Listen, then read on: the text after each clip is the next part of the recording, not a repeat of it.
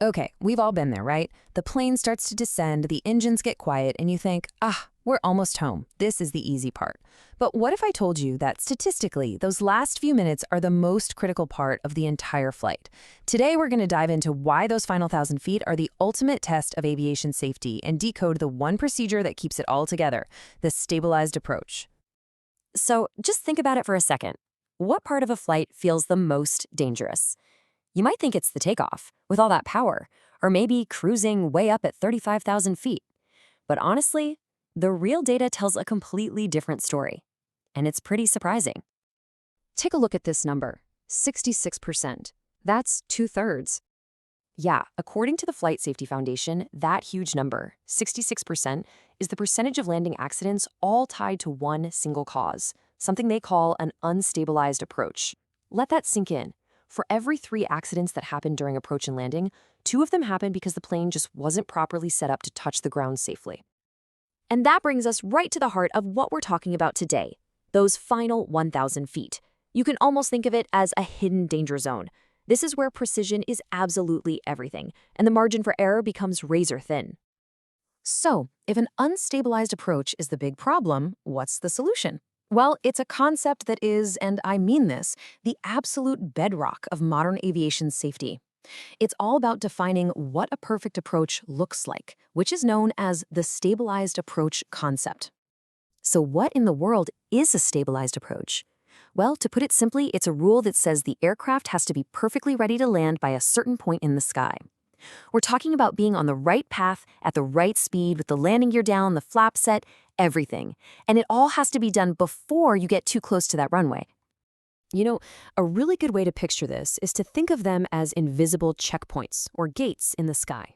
The pilots have to fly the plane perfectly through these gates. If they're off on even one single thing, speed, altitude, configuration, they've missed the checkpoint and the landing just can't continue as planned. And these gates, they're not just a vague idea. They're set at very specific altitudes. So if the weather's bad and the pilots are flying on instruments, that gate is exactly 1,000 feet above the airport. If it's a clear day and they can see the runway, it's a little lower, at 500 feet. These are hard lines in the sand. You miss the beat, you don't land. Period. So what does stable actually mean in pilot speak? Well, this table breaks it down. These are the non-negotiables. The speed has to be in this really tight window. The plane can't be descending faster than 1,000 feet per minute. It has to be in full landing configuration, gear down, flaps out. It's got to be on the right path, and all the checklists have to be done. It's like a very precise recipe for a safe landing. Now, all of this probably sounds pretty straightforward, right? So why do unstabilized approaches still happen? That question leads us right into our next section, the path to instability. Or as I like to call it, why it's so hard to be perfect out there in the real world. Because the reality is, a cockpit is anything but a sterile lab. It's a super dynamic environment. Pilots are constantly juggling these real-world pressures. You've got demanding instructions from air traffic control. You might be rushing to make up for a delay. The wind suddenly shifts, or you get a last-second runway change. You throw something like fatigue into that mix, and you can see how a perfectly planned approach can start to fall apart really fast. When things do go wrong, an approach usually gets unstable in one of 2 ways. You can have a high-energy approach, which just means you're coming in too high or too fast. The big danger there? Shooting right off the end of the runway.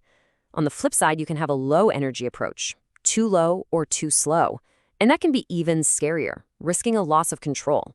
2 totally different problems, both with potentially devastating consequences.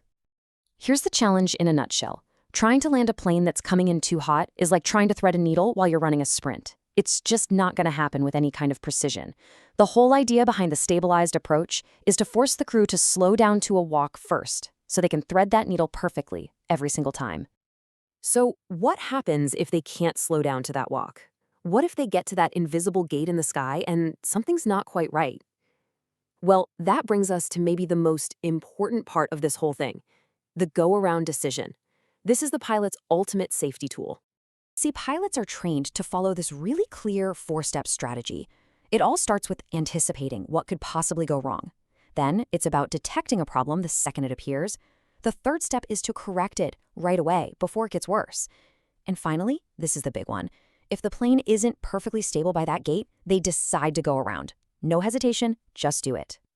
Now, as a passenger, If you hear those engines suddenly roar back to life and you feel the plane climbing away from the airport, it can be a little alarming. You might think, oh no, something went wrong. But it's so important to understand this. A go-around is not a failure. It's the exact opposite. It's the ultimate sign of a professional, disciplined pilot making the absolute safest decision possible. It really all boils down to a huge shift in mindset, and this quote just nails it. The thinking isn't, we're going to land unless something bad happens. No.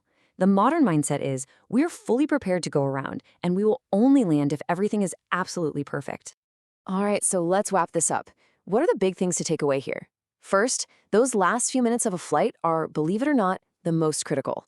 Second, that stabilized approach is just a strict set of rules for a safe landing. Third, we have to remember that real-world pressures are always testing the flight crew.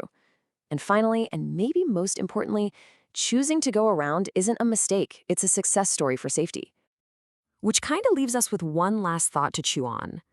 Is it possible that the safest landing of all is the one a pilot chooses not to make?